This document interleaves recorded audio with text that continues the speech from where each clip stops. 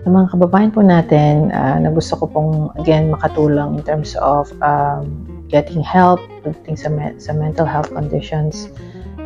Ito po yung mga signs na kapag nakita po ninyo sa inyong mga sarili or even sa inyong mga family members, ni-encourage ko po kayo na immediately ay mag-seek po kayo ng professional help through, sa hospitals or even po sa mga clinics that are nearest you.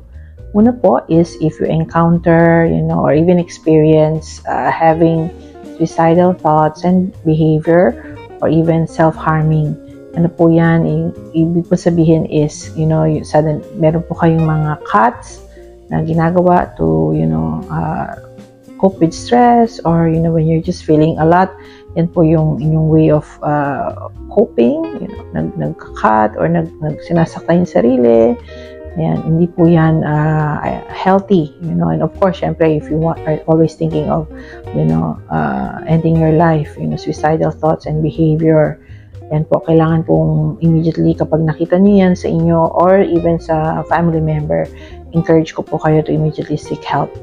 Pangalawa po is if suddenly na-notice niyo po that you're having violent or aggressive behavior, kapag hindi niyo na po makontrol yung sarili niyo because of anger and nagiging concerning na po yan na hindi po kayo safe at syempre hindi rin po safe yung ibang tao, I encourage you also to seek medical and professional help. Ito po ang kadalasang reason kung bakit maraming cases of criminality and also even family violence na nangyayari. So I really encourage you na wag po nating isang tabi kapag meron po tayong nanonotice na violent or aggressive behavior. Pangatlo po is kapag nakakaramdam po tayo ng tinatawag nating psychotic symptoms. Ano po yan? Is when we suddenly hear things, nakakarinig po tayo ng mga voices na hindi po natin boses pero boses ng iba na hindi po sa atin. Yan, concerning din po yan, or minsan may nakikita po tayo ng mga bagay-bagay na alam po natin na hindi naman talaga totoo.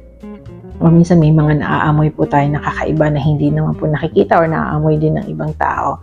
Yan po yung psychotic symptom na tinatawag nating hallucination or mga delusional beliefs, yung mga paniniwala po na hindi naman accurate.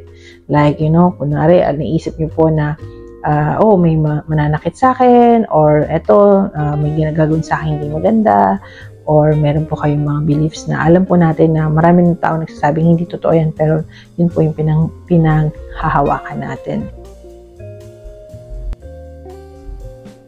Another sign din po na gusto ko pong i-pay attention natin as Filipinos is kapag napapansin niyo po na yung inyong pong mood ay either sobrang low mood, okay, na pwede pong maging depressive episode or sobra namang masaya, sobrang malakas or yung tinatawag nating mahinya.